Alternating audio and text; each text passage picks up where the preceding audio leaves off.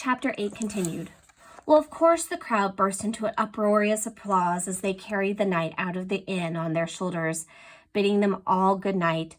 George took his weapons, hopped onto his steed, and headed back home. The shadows grew long, signaling the end of a busy day as the knight turned down his empty street. There he found our lad Kenny, sitting and waiting on his doorstep. "Kenny, my boy, my squire, you scooted off this morning so quickly. Where on earth did you go? Are you feeling better?" Kenny took George's shield and lance from him while the knight dismounted. Immediately, the lad was reminded of the night he first met Graham. They were bidding each other farewell as the Drake handed back Kenny his own makeshift weapons. Now, as he held the actual weapons, he felt like the river within him was frozen. He shook it off, focusing on George, and replied, A little bit. Actually, I came back to talk to you and... Did you watch the parade? See the parade?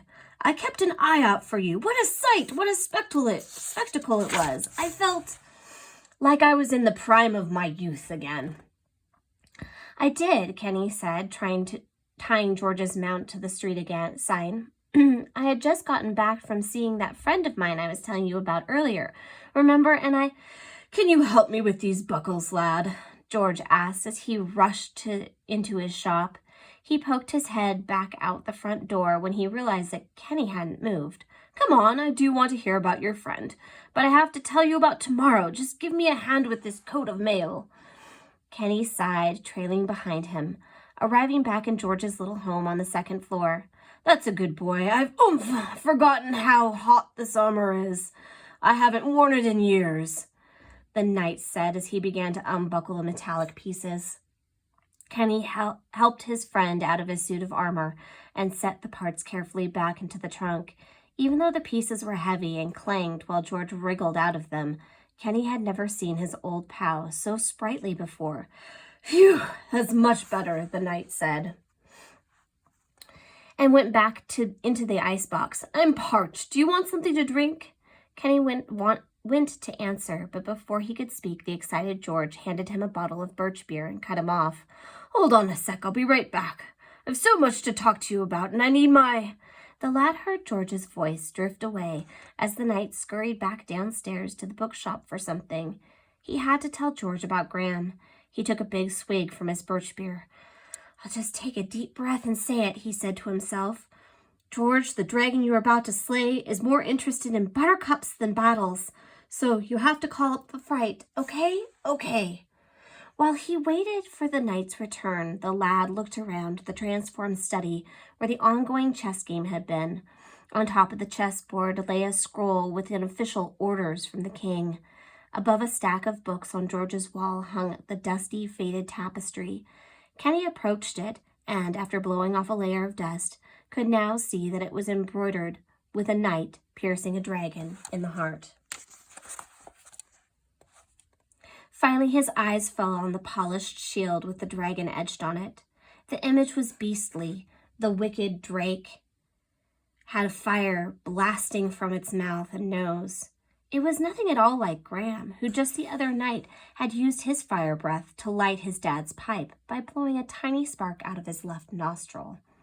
However, like Kenny's frying pan from his first visit with the dragon, George's shield was blotched with scorch marks.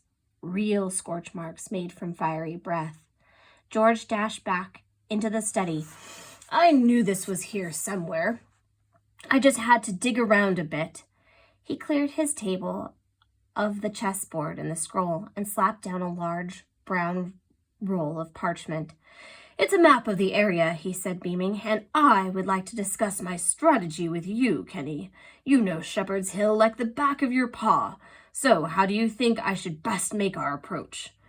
George sat eagerly awaiting the lad's response. Kenny had never seen him so vibrant, so alive before. This wasn't going to be easy to do, but he had to do it. I can't help you, George, he said. There, he thought to himself, that wasn't so hard. Keep going. You see, he continued aloud, there's something very important I've been meaning to tell you about the dragon. Sensing that something was once again amiss, The knight put his large arm around the young rabbit and spoke softly. "Spit it out, lad. What is it? What's troubling you? What are you afraid of?" "Not really." "Are you afraid of it?" "Not really," Kenny replied, furrowing his brow a bit. "Because it's okay if you are," said George. "No, really, I'm not," Kenny said, sitting his bottle down, that fiery feeling flicking in his stomach. "You see, you're so brave, young squire. Charlotte told me it was sighted very close to your house, and I know your family's in danger." "No!" Kenny yelled. The fire in his stomach completely overtook him, burning away the river stones. "That's not it at all. Just listen to me. You don't understand anything.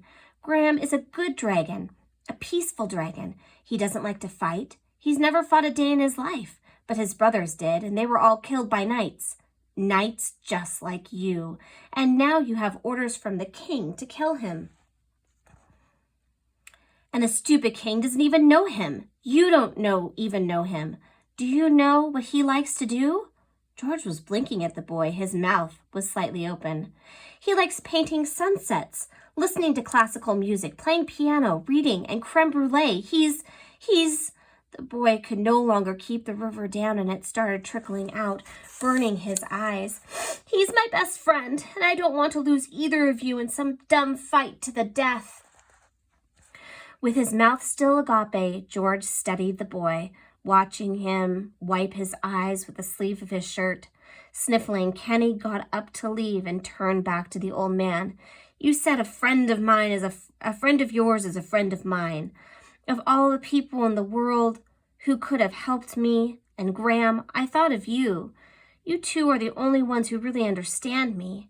Kenny stood in the doorway, looking at the old knight in the eyes. "I even thought you two might just become friends." With that, the boy ran down the stairs, out the front door, and into the gaslit streets toward home.